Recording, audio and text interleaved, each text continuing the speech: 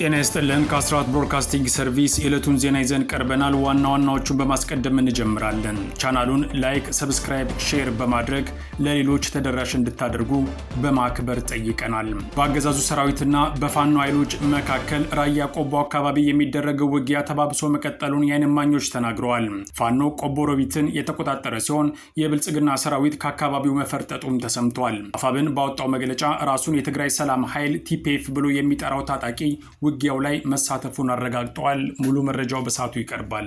በኢትዮጵያ በአማራ ሕዝብ ላይ እየተፈጸመ ያለውን የዘር ማጥፋት ወንጀልና በመጪው ግንቦት ወር የታቀደውን የይስሙላ ምርጫ ለመቃወም በተለያዩ የአውሮፓ ዋና ከተሞች ታላላቅ የህዝባዊ ተቃውሞ ሰልፎች ሊካሄዱ መሆኑ ተገለጸ። ከስቶክሆልም እስከ ብራሰልስ ከለንደን እስከ ሮም የተጠራው ታላቅ ተቃውሞ በአማራ ሕዝብ ላይ እየተፈጸመ ያለውን የህልውና አደጋና የይስሙላ ምርጫውን ድራማ በመቃወም በዲፕሎማሲው መስክ አዲስ ምዕራፍ ለመክፈትና ለፍትህ አብሮ ለመቆም የተሰነቁ የህዝብ ንቅናቄዎች መሆናቸው ታውቋል። ሙሉ መረጃውን የምትሰሙት ይሆናል። በቤንሻንጉል ጉሙዝ ክልል ኩምሩክ አቅራቢያ የሚታየው የድንበር ውጥረት ወደ አደገኛ ወታደራዊ ፍጥጫ መሸጋገሩ ተሰማ። የጎረቤት ሱዳን የእርስ በርስ ጦርነት ወደ ኢትዮጵያ ደጃፍ እየተቃረበ ባለበት በዚህ ወቅት የአብይ አህመድ አገዛዝ ለሱዳን የፈጥኖ ድጋፍ ሰጪ ኃይል RSF የሚሰጠው ወታደራዊ ድጋፍ ሀገሪቱን ወደማትወጣው ዲፕሎማሲያዊ ቀውስና ቀጠናዊ ጦርነት እየዳረጋት መሆኑም ተገልጿል። የዚህንም መረጃ የምትሰሙት ይሆናል። የብልጽግናው አገዛዝ ወዳጅ ሀገር እንደሆነች የሚነገርላት የተባበሩት አረብ ኤሚሬቶች ከነዳጅ ላኪ ሀገራት ማህበር ኦፔክ ለመውጣት ውሳኔ ማሳለፏ ተሰማ። ውሳኔው የመጣው አገሪቱ በሆርሙዝ ወሽመጥ ምክንያት ከፍተኛ ጫና ስለደረሰባት እንደሆነም ተመልክቷል። በመካከለኛው ምስራቅ እየተካሄደ ያለው ጦርነትና ዲፕሎማሲያዊ ፍጥጫ አዲስ ምዕራፍ ላይ መድረሱን የሚያመለክቱ መረጃዎች መውጣታቸውን ቀጥለዋል። የጀርመኑ ቻንስለር ፍሬድሪች ሜርዝ አሜሪካ በኢራን ጦርነት እየተዋረደች ነው ሲሉ ጠንከር ያለ ትችት በሰነዘሩ ማግስት ፕሬዚደንት ዶናልድ ትራምፕ የኢራንን የሰላም እቅድ ሙሉ በሙሉ ለመቀበል እያንገራገሩ መሆኑ ተሰምቷል። አሁን በቀጥታ ወደ ዝርዝሩ አልፈናል።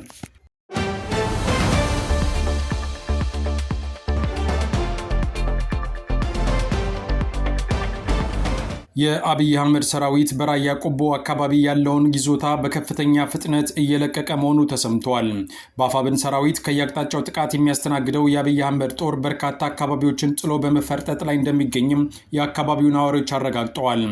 በዚህ የፋኖ ግስጋሴ መሰረት አፋብን ቆቦ ሮቢትን መቆጣጠሩን እነዚሁ የአካባቢው ነዋሪዎች ያረጋግጡ ሲሆን ሌሎች በቆቦ ዙሪያ በሚገኙ ቦታዎች ላይ የፋኖ ኃይሎች ይዞታቸውን በከፍተኛ ፍጥነት እያስፋፉ እንደሚገኙ ተናግረዋል። የአገዛዙ ሰራዊት ኃላፊዎች የብልጽግና ኃይል አሁንም ተስፋ እንዳለው ቢያሳውቁም ሽንፈታቸውን ግን መደበቅ አልቻሉም እየተባለ ነው። ብቻውን የፋኖ ኃይሎችን መቋቋም የተሳነው ብልጽግና ራሱን የትግራይ ሰላም ኃይል ቲፒኤፍ ብሎ የሚጠራውንም ታጣቂ በዚሁ ውጊያ ማሰለፉም ተመልክቷል። ይህኛው ታጣቂ ከአፋር በአስቸኳይ እንዲንቀሳቀስ የተደረገው ባለፈው ሳምንት ሲሆን አሁን በተለይ ዋጃ ተብሎ በሚጠራው አካባቢ ከብልጽግና ጋር በመሰለፍ ውጊያ በማድረግ ላይ ነው እየተባለ ነው። ይህም ቢሆን ግን ፋኖ ዞብልና ጎላሽ የተባሉ አካባቢዎችን መቆጣጠር የቻለ ሲሆን ገደብዬ ላይ ደግሞ የከፈተው ጥቃት እንደቀጠለ ነው። በዚህ የፋኖ ጥቃት ከፍተኛ ኪሳራ ያስተናገደው የአገዛዙ ኃይል ደጋማ አካባቢዎች ላይ ሆኖ የከባድ መሳሪያ ድብደባ በመፈጸም ላይ መሆኑም ተሰምቷል።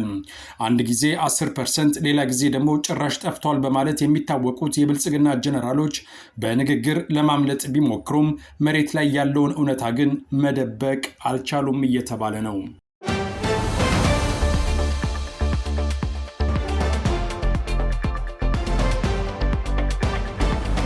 የብልጽግናው አገዛዝ በቅርቡ እንኳን በአገር ውስጥ የገባበት አጣብቂኝ ድንጋጤና እሱን ተከትሎ በህዝብ ላይ እየወሰደ ያለው ህገወጥ እርምጃ ህዝቡን ቢያስከፋም ዓለም አቀፍ ትኩረት ግን በበቂ ሁኔታ አላገኘም ይባላል። እንደነ ቴዎድሮስ ካሳሁን የመሳሰሉ ባለሙያዎች አገዛዙ አፍንጫ ስር ተቀምጠው የመጣውን በመጋፈጥ ላይ እንደሚገኙም የአደባባይ ሚስጥር ሆኗል። ዜጎች አገዛዝን የመጣው ይምጣ በማለት በህይወታቸው ተወራርደው ከአብይ አህመድ ጋር ተፋጠው ባለበት በዚህ ሰዓት ባህር ተሻግሮ ያለው ወገናችን የት ነው የሚል ጥያቄ ያነሱ አካላትም አልጠፉም።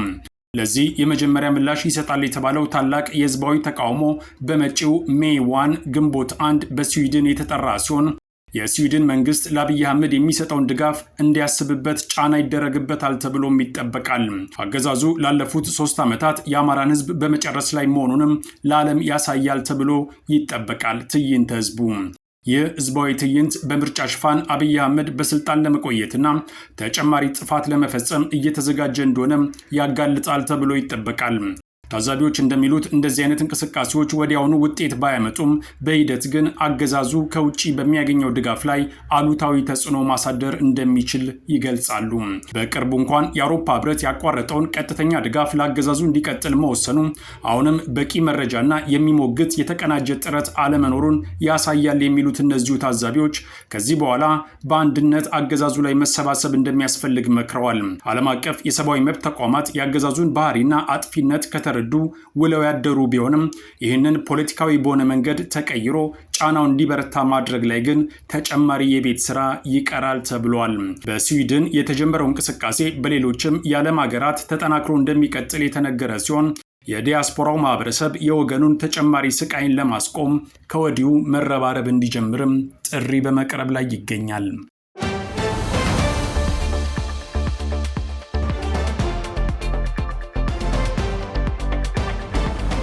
የብልጽግና የቅርብ አጋር እንደሆነች የሚነገርላት የተባበሩት አረብ ኤሚሬቶች ከጦርነቱ በኋላ መረጋጋት እንደተሳናት በመገለጽ ላይ ነው። ሀገሪቱ በዚሁ ጦስ ምክንያት ከፍተኛ ጫና ውስጥ የገባች ሲሆን እጇን ወደ አሜሪካ እስከ መዘርጋት መድረሷ ይታወቃል። ኢትዮጵያን ጨምሮ ለወትሮ የምስራቅ አፍሪካ ሀገራትን በማተራመስ የምትታወቀው ኤሚሬትስ አሁን ራሷም በውስጥና በውጭ ቀውስ ለመናጋት መብቃቷም ተነግሯል። እዚህና በሌሎች የአካባቢው ፖለቲካ ምክንያት ሀገሪቱ ከ2 ቀናት በኋላ ከነዳጅ ላኪ ሀገራት ማህበር ኦፔክ አባልነት ልትወጣ መወሰኗ ተሰምቷል።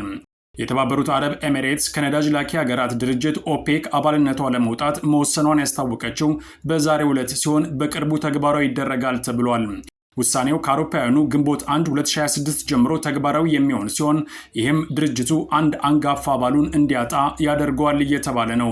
ኤሚሬትስ ባወጣችው መግለጫ ከአባልነት የመውጣቱ ውሳኔዋ የረዥም ጊዜ ስትራቴጂካዊና ኢኮኖሚያዊ ራዕይን የሚያንጸባርቅ መሆኑን ብገልጽም ከኢራን እና ከሌሎች ባላንጣዎቿ በደረሰባት ጫና ነው የሚሉ ታዛቢዎች ግን አልጠፉም። የሀገሪቱ ባለስልጣናት እንደገለጹት ይህ እርምጃ ሀገሪቱ በዓለም አቀፍ የነዳጅ ገበያ ውስጥ ያላትን ሚና በኃላፊነት በማስጠበቅ በገበያው ውስጥ ለሚታዩ ለውጦች ፈጣን ምላሽ ለመስጠት የሚያስችላት ተለዋዋጭነትን ለመፍጠር ያለመ ነው። የሀገሪቱ የኢነርጂ ሚኒስቴር ባወጣው መግለጫ ይህ ውሳኔ የተላለፈው የተባበሩት አረብ ኤሚሬትስን የማምረት ፖሊሲ እንዲሁም የወቅቱንና የወደፊቱን የማምረት አቅሟን በጥልቀት ከገመገመ በኋላ ሲሆን ውሳኔው የተመሰረተው በሀገራዊ ጥቅማችንና የገበያውን አስቸኳይ ፍላጎት ለማሟላት ውጤታማ አስተዋጽኦ ለማድረግ ባለን ቁርጠኝነት ላይ ነው ሲል አስታውቋል። የተባበሩት አረብ ኤሚሬትስ ከአባልነት መውጣቷ ከኦፔክ ጋር ለ6 አስርት ዓመታት ገደማ የዘለቀውን ትብብር ማክተሙን ያበስራል ተብሏል። ሀገሪቱ ለመጀመሪያ ጊዜ ድርጅቱን የተቀላቀለችው እንደ አውሮፓውያን አቆጣጠር በ1967 በአቡዳቢ አማካኝነት ሲሆን እንደ አውሮፓውያን አቆጣጠር በ1971 የተባበሩት አረብ ኤሚሬትስ ከተመሰረተች በኋላ በአባልነቷ ጸንታ ቆይታለች። ባለፉት ዓመታት አገሪቱ የነዳጅ ገበያ መረጋጋትን በመደገፍና በዋና ዋና አምራቾች መካከል ውይይት እንዲሰፍን በማድረግ ረገድ ከፍተኛ ሚና ስትጫወት መቆየቷም ተነግሯል። የሀገሪቱ ባለስልጣናት ውሳኔውን ቢከላከሉም በጫና ምክንያት የመጣ ነው የሚሉ ወገኖች ድምፅም ተሰምተዋል። ሌላኛዋ የድርጅቱ አባል በሆነችው ኢራን አማካኝነት ለሳምንታት የተሰነዘሩ የሚሳኤልና ሰው አልባ አውሮፕላኖች ድሮን ጥቃቶችን ጨምሮ ቀጠናዊ ውጥረቶች በከፍተኛ ሁኔታ ተጽዕኖ ሳያሳድርባት እንዳልቀረም ተገምቷል። ቴህራን ለዓለም አቀፍ የነዳጅ አቅርቦት ወሳኝ የሆነውን የሆርሙዝ የባህር ሰርጥን መዝጋቷ የተባበሩት አረብ ኤሚሬትስ ነዳጅ ወደ ውጭ የመላክ አቅም ላይ ከፍተኛ ተጽዕኖ ሲያሳድር እንደቆየም በወቅቱ የወጡ መረጃዎች አመልክተው ነበር። ይህም ሀገሪቱ እንኳን እንደ አብይ አህመድ ላሉ አምባገነን መሪዎች ድጋፍ ለማድረግ ቀርቶ ለራሷም ቢሆን ቀውስ ውስጥ እንድትገባ ገፊ ምክንያት ሆኗል። ለዚህም ማረጋገጫው የኤሚሬትስ ኢኮኖሚ የጀርባ አጥንት የሆነው ነዳጅ አቅርቦት መጠነ ሰፊ በሆነ ሁኔታ መስተጓጎሉ ነው። ሀገሪቱ የፖሊሲ ለውጥ ለማድረግ የወሰነችውም በዚሁ ግፊት እንደሆነም ይገመታል ተብሏል። ይህ መስተጓጎል የተባበሩት አረብ ኤሚሬትስ የኢኮኖሚ ዋና ምሰሶ የሆነውን ዘርፍ አደጋ ላይ የጣለ ሲሆን ሀገሪቱ የፖሊሲ ማሻሻያ ለማድረግ የወሰደችውን አስቸኳይ እርምጃንም የሚያጎላ ሆኗል። እስከ ባለፈው የካቲት ወር ድረስ የተባበሩት አረብ ኤሚሬትስ ከሳውዲ አረቢያና ከኢራቅ በመቀጠል በኦፔክ ውስጥ ሶስተኛዋ ትልቅ ነዳጅ አምራች ሀገር ነበረች። ኤሚሬትስ ከድርጅቱ ብትወጣም ከዓለም አቀፍ የኤነርጂ ገበያ ተዋንያን ጋር ያላትን ግንኙነት እንደምትቀጥልና ራሷን ችላ በምታደርገው ሚዛናዊ ውሳኔዎች ለገበያው መረጋጋት አስተዋጽኦ ማድረጓን እንደማታቆም አመልክታለች ተብሏል። የአካባቢው ተንታኞች ግን አገሪቱ ውሳኔውን ካሳለፈች ተሰሚነት ብሎም በሌሎች ሀገራት ላይ የምታሳድረው ጫና በከፍተኛ ሁኔታ ይቀንሳል ብለዋል።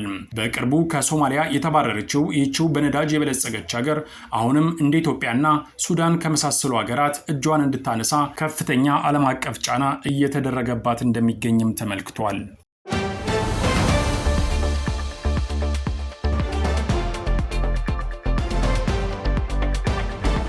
በመካከለኛው ምስራቅ እየተካሄደ ያለው ጦርነትና ዲፕሎማሲያዊ ፍጥጫ አዲስ ምዕራፍ ላይ መድረሱን የሚያመለክቱ መረጃዎች መውጣታቸውን ቀጥለዋል። የጀርመኑ ቻንስለር ፍሬድሪች ሜርዝ አሜሪካ በኢራን ጦርነት እየተዋረደች ነው ሲሉ ጠንከር ያለ ትችት በሰነዘሩ ማግስት ፕሬዚደንት ዶናልድ ትራምፕ የኢራንን የሰላም እቅድ ሙሉ በሙሉ ለመቀበል እያንገራገሩ መሆኑ ተሰምቷል። መረጃው እንደሚከተለው ይቀርባል። በመካከለኛው ምስራቅ እየተካሄደ ያለው ጦርነትና ዲፕሎማሲያዊ ፍጥጫ አዲስ ምዕራፍ ላይ መድረሱን የሚያመላክቱ መረጃዎች መውጣታቸውን ቀጥለዋል። የጀርመኑ ቻንስለር ፍሬድሪች ሜርዝ አሜሪካ በኢራን ጦርነት እየተዋረደች ነው ሲሉ ጠንከር ያለ ትችት በሰነዘሩ ማግስት ፕሬዝዳንት ዶናልድ ትራምፕ የኢራን የሰላም እቅድ ሙሉ በሙሉ ለመቀበል እያንገራገሩ መሆኑ ተሰምቷል። የጀርመኑ መሪ ፍሬድሪች ሜርዝ በማርስበርግ ከተማ ለተማሪዎች በሰጡት መግለጫ አሜሪካ በኢራን ጉዳይ ላይ የገባችበት አዙሪት ቀደም ሲል በአፍጋኒስታንና በኢራቅ ከደረሰባት ወታደራዊ ውድቀት ጋር ተመሳሳይ መሆኑን አስገንዝበዋል። ቻንስለሩ በመግለጫቸው ዋሽንግተን ወደ ጦርነት ለመግባት እንጂ በድል ለመውጣት የሚያስችል ግልጽ ስትራቴጂ እንደሌላትም ተናግረዋል። በተለይ ኢራን በግጭቱ ውስጥ ስልታዊ ብልጫን እያገኘች መምጣቷና አሜሪካን ለከፍተኛ የዲፕሎማሲና ወታደራዊ ውርደት እየዳረገቻት መሆኑንም ጠቁመዋል። አሜሪካም ላለፉት 20 ዓመታት በሌሎች ሀገራት የፈጸመችውን ስህተት አሁንም እየደገመች መሆኑን አስረድተዋል። ይህ የጀርመን አቋም በሰሜን አትላንቲክ ጦር ቃል ኪዳን ድርጅት ኔቶ አባል ሀገራት መካከል ያለውን ልዩነትና አሜሪካ በአውሮፓ አጋሮቿ ዘንድ ያላትን አመኔታ እየተሸረሸረ መሆኑን የሚያሳይ ነው ተብሏል። በሌላ በኩል ቴሄራን በሆርሙዝ ሰርጥ ላይ የተጣለውን እገዳ ለማንሳትና ጦርነቱን ለማቆም የሚያስችል የሰላም እቅድ ለዋይት ሀውስ አቅርባለች። ይሁን እንጂ የፕሬዝዳንት ትራምፕ አስተዳደር በእቅዱ ላይ ጥርጣሬ እንዳለው ታውቋል።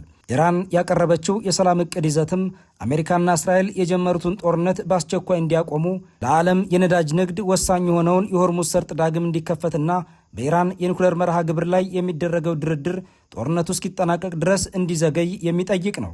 ምንም እንኳን ፕሬዝዳንት ትራምፕ ከብሔራዊ ደህንነት አማካሪዎቻቸው ጋር በጉዳዩ ላይ ቢወያዩም የኢራንን የኒኩሌር ድርድር የማዘግየት ፍላጎት ግን አልተቀበሉትም። እንደ ሲኤንኤን እና ሮይተርስ ዘገባዎች ከሆነ ደግሞ ትራምፕ የኒኩሌር ጉዳዩ በማንኛውም ድርድር መጀመሪያ ላይ ምላሽ ማግኘት አለበት የሚል ጽኑ አቋም መያዛቸውን ገልጸዋል።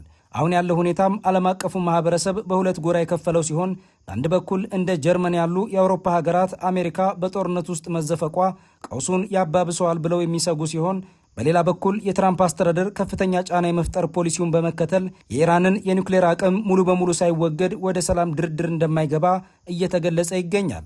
በተለይ የሆርሙዝ ሰርጥ መዘጋት በዓለም የነዳጅ ዋጋ ላይ እያሳደረ ያለው ጫናና የአሜሪካ የምርጫ ማግስት ፖለቲካዊ ውጥረት በቀጣዮቹ ሳምንታት ቀውሱ ወደ ከፋ ግጭት ወይንም ወደ አስገዳጅ ድርድር ሊያመራ እንደሚችል ተገምቷል።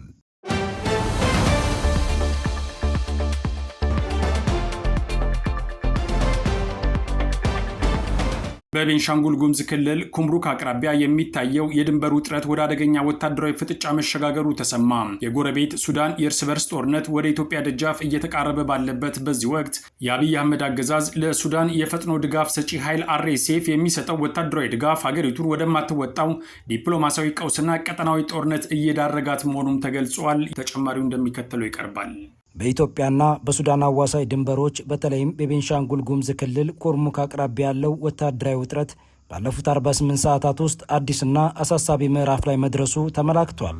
የአስራት የውስጥ ምንጮች እንደጠቆሙት በጎረቤት ሱዳን የሚካሄደው የእርስ በርስ ጦርነት ወደ ኢትዮጵያ ድንበር እየተቃረበ የመጣው የአብይ አህመድ አገዛዝ ለሱዳኑ ፈጥኖ ደራሽ ኃይል ወይም RSF በቤንሻንጉል ጉሙዝ ክልል ውስጥ ወታደራዊ ማሰልጠኛ በመስጠቱ እንደሆነ ገልጸዋል። ይህ እርምጃ አብይ አህመድን በጎረቤት ሀገራት የውስጥ ጉዳይ ጣልቃ በመግባት የቀጠናው አተራማሽ በማስባል ከፍተኛ ዲፕሎማሲያዊ ኪሳራ በብልጽግናው አገዛዝ ላይ እያስከተለ ይገኛል።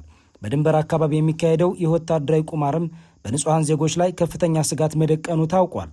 ባለፉት ጥቂት ቀናት ውስጥ ብቻ በኩርመክና በአካባቢው የሚኖሩ በርካታ ኢትዮጵያውያን ቀያቸውን እየለቀቁ መሰደዳቸውም ተሰምቷል። የተፈናቃዮች ቁጥርም በከፍተኛ ሁኔታ መጨመሩ ተረጋግጧል። የአካባቢውን ማህበራዊና ኢኮኖሚያዊ እንቅስቃሴም መዳከሙ ተሰምቷል። በተለይ የአውሮፓ ህብረት በድንበር አካባቢ ገለልተኛ ታዛቢዎች እንዲሰማሩ ያቀረበው ጥሪ አሁንም በዲፕሎማሲው መድረክ ዋነኛ መነጋገሪያ ሆኖ ቀጥሏል። ህብረቱ ይህንን ጥሪ ያቀረበው ብልጽግና ለአርኤስኤፍ የሚሰጠው ድጋፍ ወደ ቀጠናዊ ጦርነት ሊያመራ ይችላል ከሚል ስጋት መሆኑም ተመላክቷል። በተጨማሪም የሳተላይት ምስሎች እንዳረጋገጡት በኩርሙክና በመተማ አቅራቢያ አዳዲስ የኃይል ክምችቶች መታየታቸው ዓለም አቀፉን ትኩረት ስቧል።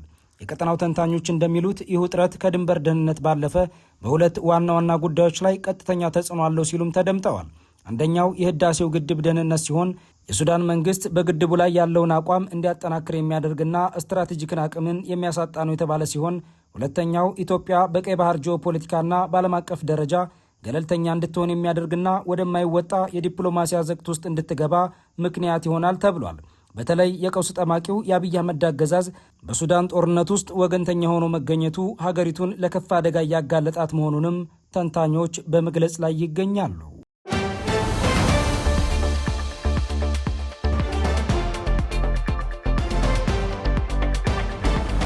ከአስራት ብሮድካስቲንግ ሰርቪስ ለዕለቱ የነበረን ዜና ይህን ይመስላል። አብራችሁን ስለነበራችሁ ከልብ እናመሰግናለን። በያላችሁበት ሰላም